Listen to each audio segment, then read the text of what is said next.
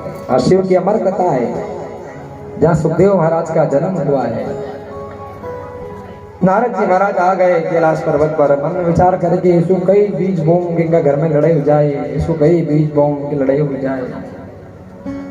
अब आ तो गए और सच्ची धर्म पत्नी हुई है। सुनकर ध्यान देना, कान से निकाल मत देना। जीवन में सबकी बुराई सुन लेना, सबकी। ये नहीं कहता सास के कोई बुरे करे ठीक है, अच्छे लगते मीठे लगते सुन लो, है ससुर की बुराई करे तो भी सुन लो, ठीक है, कोई सुना रहा है। पति देव की बुराई कोई मत सुनना। जिसने भी पति देव की बुराई सुनी है, पति देव की बुराई पर जो हंसी है, कभी भी जीवन में सुख नहीं पाया, चाहे कैसा भी पति हो। वृंदावन बिहारी लाल की जय। पति की बुराई नहीं सुननी चाहिए। सीता माता को देख लो, चरित्र आपने देखा है। कलंक सीता माता पर लगा था, जिसे सीता माता ने देखा कि मेरे पति की बुराई हो जाएगी अगर मैं यहाँ रहूंगी, ऐसे राजपाट से क्या मतलब, ऐसे महल से क्या मतलब, और ऐसे सुख से क्या मतलब जहाँ मेरे पति की बुराई होती हो, मेरा पति का सम्मान नहीं हो। तो महाराज आप चिंता मत करो राम जी, मैं वन को चली जाऊंगी। मर्यादा बनाते हैं, मर्यादा में सब कुछ है। जमाना बदल गया है ना। आज हम गाड़ी पर देखते हैं, पहले बहुएं जो रहती थी ना वो घूंघट काटती थी, आज के भैया काटते हैं। बोले कैसे?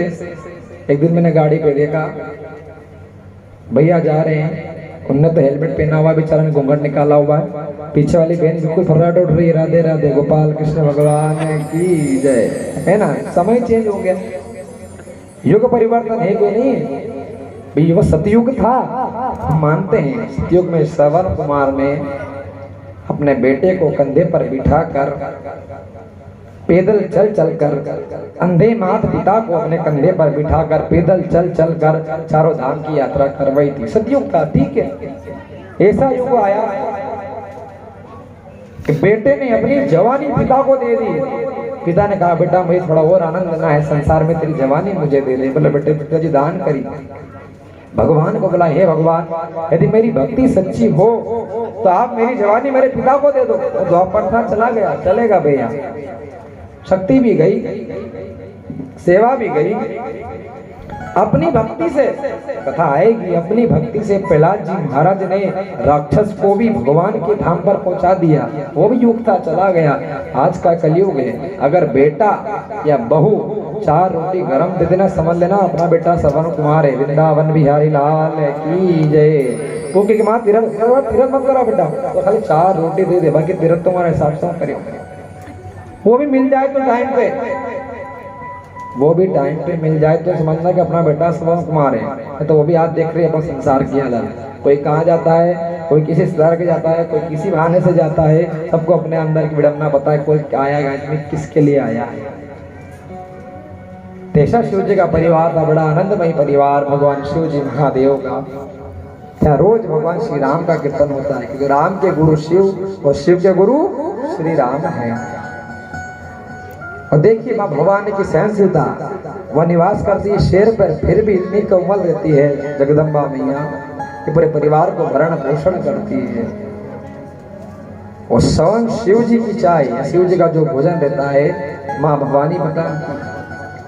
हमारे घर में भी किसी के यहाँ नौकर चाकर, असल में लखपति वो थोड़ी है जिसके यहाँ नौकर चाकर हो। असल में लखपति उसे कहा जाता है जिसके यहाँ कोई कर्ज ना हो, एक रुपये का भी कर्ज ना हो। गाड़ी घोड़े लाने तो हम बात है भैया, कोई कैसे लाया, कोई कहाँ से लाया, लेकिन जीवन में कामयाबी की सीढ़ी वही चढ़ता हो जिसके यहाँ कोई भी कर्ज ना हो। चाहे धन का कर्ज हो, चाहे मन का हो, चाहे शक्ति का, चाहे माला का, ये भी तो कर्ज है।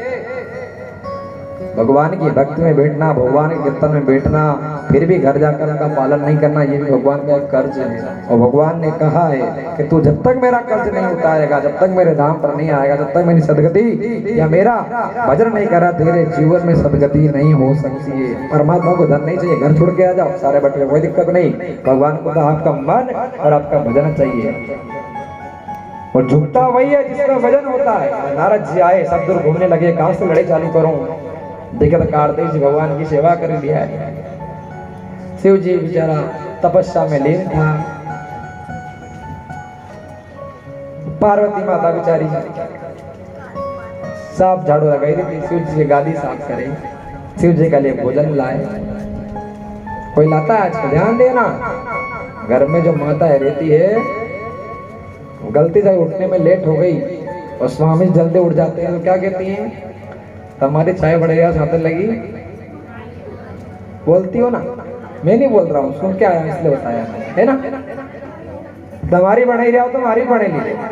अब शिव जी क्या बोले बेचारे, हो दादा सुनते गए। बनाते कि नहीं बनाते बहुत सारे शिव जी, बहुत सारे नहीं बनाते होंगे, लेकिन शिव जी के परिवार में ऐसा नहीं होता। हमें दूल्हा चाहिए शिव जैसा, सहज नहीं है। शिव सरल है, शिव के नियम सरल थोड़ी है।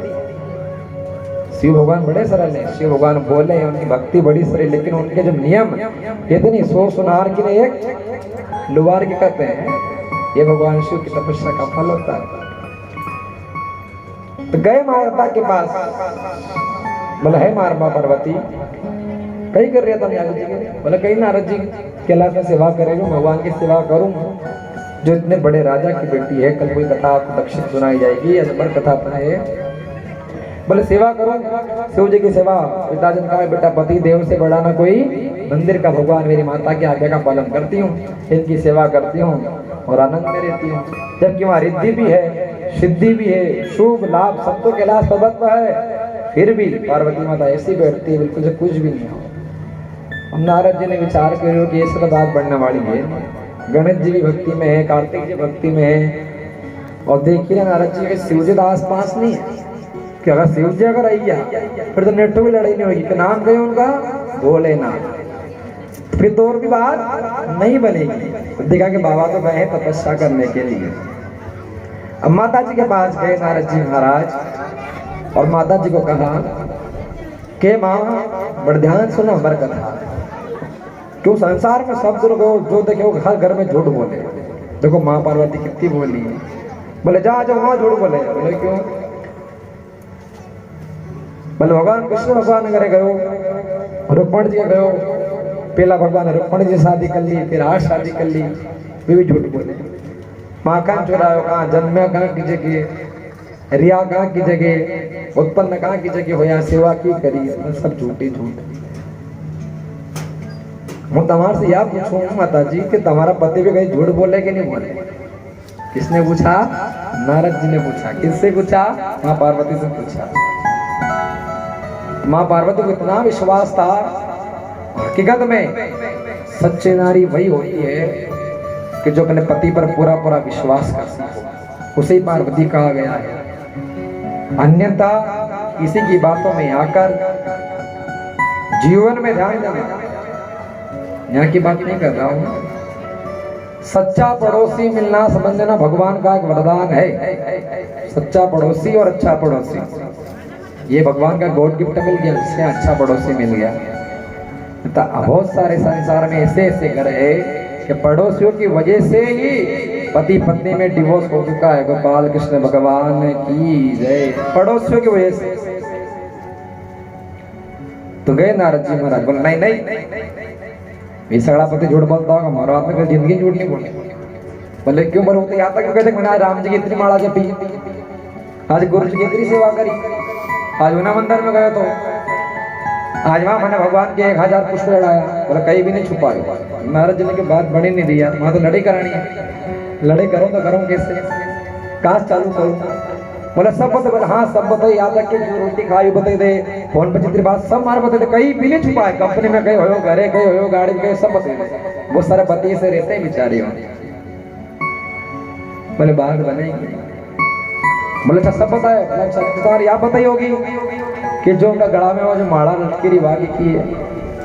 अब पार्वती को दिमाग घूमी कि यह बात तो सही, हमारा आज तक इतनी भी बात बताई ना, बाहर बाहर की बताई कि वहां गए तो वहां माला फेरी, आज तक ज्ञान की मन गड़ा में कितनी माला फेरी। नारद जी ने देखो अपना काम तो नहीं है कि अगर एक बार पंडित जी ने किसी के घर में वास्तु दोष निकाल दिया, पंडित जी तो निकल जाते हैं, घर का वास्तु दोष निकल जाता है, लेकिन उस माता के हृदय का जीवन में वास्तु दोष नहीं निकलता। नहीं तो तोड़ो वहां से, आज तोड़ो।